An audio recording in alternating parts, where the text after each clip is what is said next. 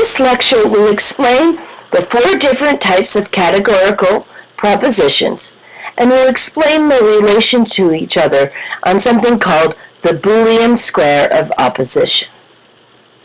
So we have 4 different types of categorical propositions. We have 2 universal propositions, A and E, and then 2 what are called particular propositions. They are also sometimes called existential propositions. So we'll start with the universal propositions. First we have the universal proposition called an A proposition. And that is statements of the form all S are P. And this is called the universal affirmative. Next we have the universal propositions that are called E propositions. And these are statements of the form no S are P.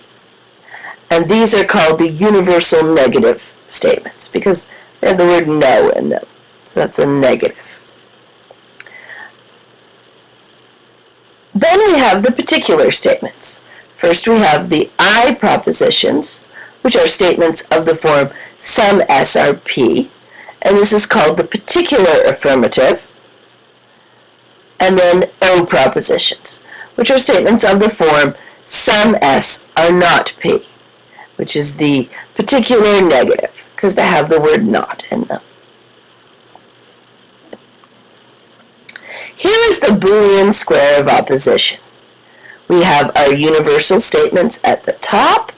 So we start with A, and then there's E, and then the particular statements are at the bottom, I and O. We see that on the left-hand side are the affirmative statements, so A and I are the universal affirmative and the particular affirmative, respectively. And then on the right-hand side, we have the negative statements, so we have the universal negative and the universal affirmative. So I would suggest that you just simply memorize this diagram. I find that it's the best way of remembering what kind of statements go with which name, because none of them really make a lot of sense with their name except possibly the A propositions, well, A, and it starts with the word all. So that's pretty easy to remember. And I just kind of remember it in this order, A, E, I, O. These statements have a relationship to each other. A statements and O statements, and then E statements and I statements are what we call contradictory statements. That means that whenever an A statement is true, so for example, all cats are fluffy, then the corresponding O proposition, some cats are not fluffy, is false. And that's all it means for statements to be contradictory. And those are the only relationships between different types of statements that we can really talk about under the Boolean square of opposition. Under the Aristotelian square of opposition, there are other relationships up and down the sides and across, but we won't worry about those because they don't hold under the Boolean interpretation of these statements.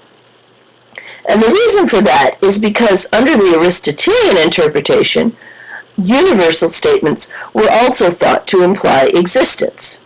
So if I said, all cats are fluffy, then that implies not only that if there are any cats, then they're fluffy, but it actually implies that there are cats and they're fluffy. So in the Boolean interpretation, we do away with that idea because for various reasons, we sometimes want to be able to talk about things that don't exist without having to make a judgment call on whether they do in fact exist. So under the Boolean interpretation, all a universal statement says is that if there are any S's, then they have the quality P. So the statement, all cats are fluffy, merely asserts that if there are any cats, then they're fluffy. So if you want to say that cats exist, you'll have to say that in a separate statement.